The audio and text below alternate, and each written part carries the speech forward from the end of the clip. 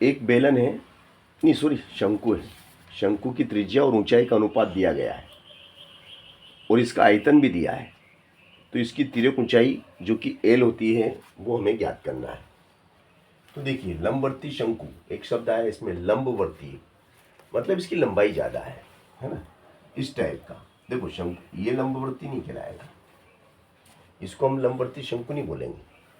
लंबवर्ती शंकु किसको बोलेंगे, देखिएगा किसको बोलते हैं लंबवर्ती शंकु, ये वाला शंकु।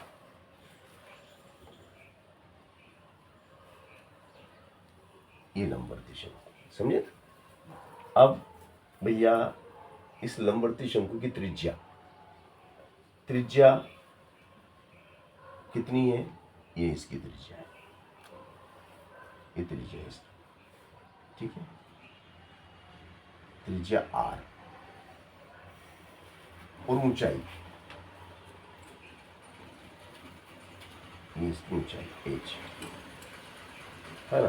देखो ऊंचाई ज्यादा है, त्रिज्या कम है, इसलिए ऐसे शंकु को लंबवर्ती शंकु कहते हैं। तो R बटे H 5/12, ठीक है ना। अब हमें आयतन दिया गया है ना, आयतन हमें दे दिया है, तो R/H। आयतन क्या होता है, आयतन क्या होता है आपका 1/3 पाई R स्क्वायर H है ना। तो देखिए ये तिरछा गुणा करो, कितना हो गया 5H बराबर 12R। तो H बराबर कितना हो जाएगा 12R/5। ये H का मान मैंने निकाल लिया, किसका मान निकला H का मान। अब बेलन का सॉरी शंकु का जो आयतन आपको दिया गया है V बराबर क्या होता है, बेलन के आयतन का 1/3 होता है। बेलन के आयतन का 1/3 होता है ना। भाई इसका जो आयतन होता है वो बेलन के आयतन का 1/3 होता है। तो V फॉर वॉल्यूम कितना दिया 314, 1/3 22/7 R स्क्वायर। H कितना है 12R/5, 12R/5। चलो यहाँ तक आ गए। 3 चौक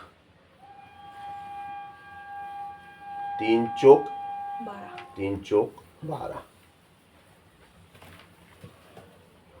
चलो 22 गुणित का कितना 4,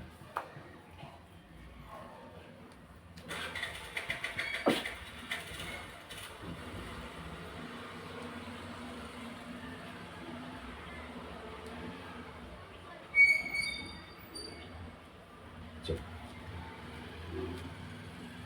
22 गुणित 4 गुणित R स्क्वायर,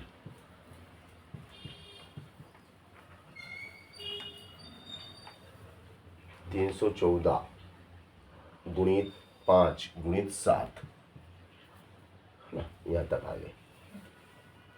तो R ये गुणा में है ना, तो गुणा वाली संख्या कहाँ चली जाती है बटे, ये आ गया 22 गुणित 4। चलो अब ये हो जाएगा आपका 22 गुणित 4, तो 4 से काट दो,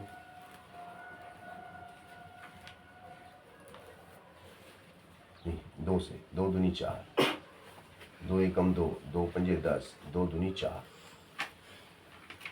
है ना।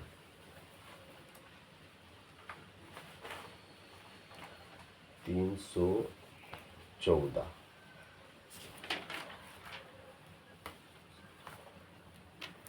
12R/5 R 12R। अब देखो R की घात 1 ही है और 2 ये, 1 और 2 कितनी होगी? 3 हो गई। यहाँ 3 लिखो, 3 लिखो। 2 मिनट, इसको ऐसे मत काटो यार। देखो देखो देखो, 11 से काटो। 11 दूना 22 और 11 दूना 22, तो ये कट गया यार 12। अरे यार सवाल ही गलत कर दिया रे। 3 चौक 12, सही तो करा है। 3 चौक 12, 4 और 22, 4 22 सही तो है। 4 22 7 5 314। हाँ, अब समझ में आ रहा है क्यों मिस्टेक हो रही है। देखो भैया, ये सब गलत हो गया अपना। गलत होने की वजह मैं अभी बताऊंगा आपको क्यों गलत हो रहा है। देखिएगा, v का मान दिया है 314,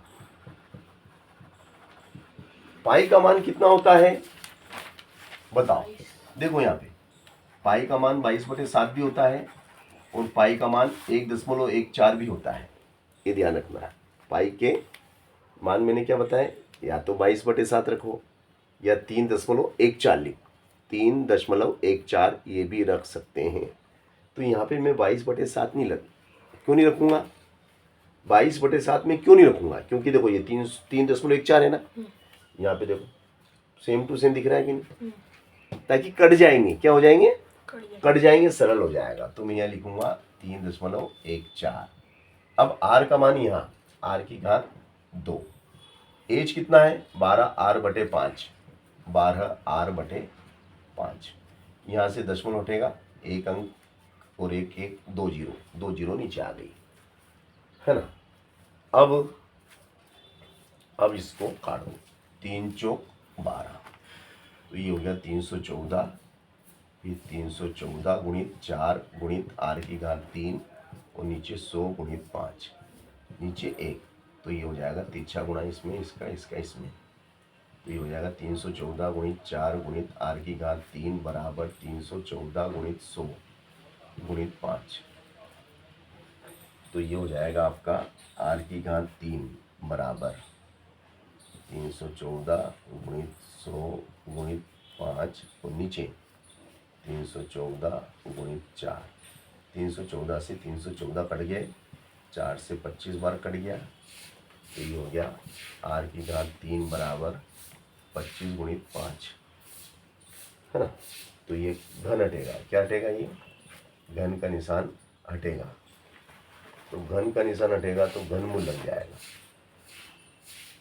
ये घनमूल लग गया, तो ये हो गया आपका 5 गुणित 5 गुणित 5 बराबर 5, और ये हो गया 5 मीटर। आर का मान आ गया, आर का मान कितना आ गया? आर का मान हो गया 5, 5 ही।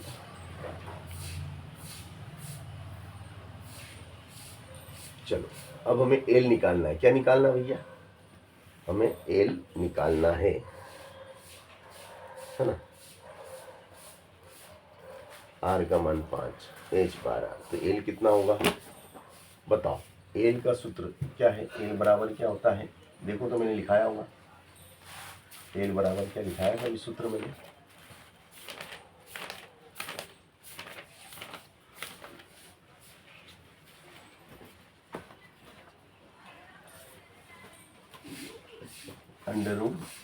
√r² प्लस h², ऐसा कुछ है क्या सूत्र में?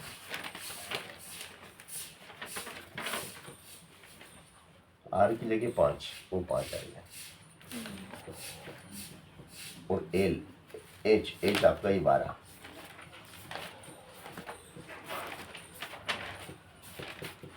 पाँच का हो जाता है 25, 12 का हो जाता है 144, ये हो जाते हैं आपके 169 बराबर 13 मीटर। ये उत्तर आ गया आपका 13 मीटर। कितना उत्तर? 13 मीटर आपका सवाल हुआ।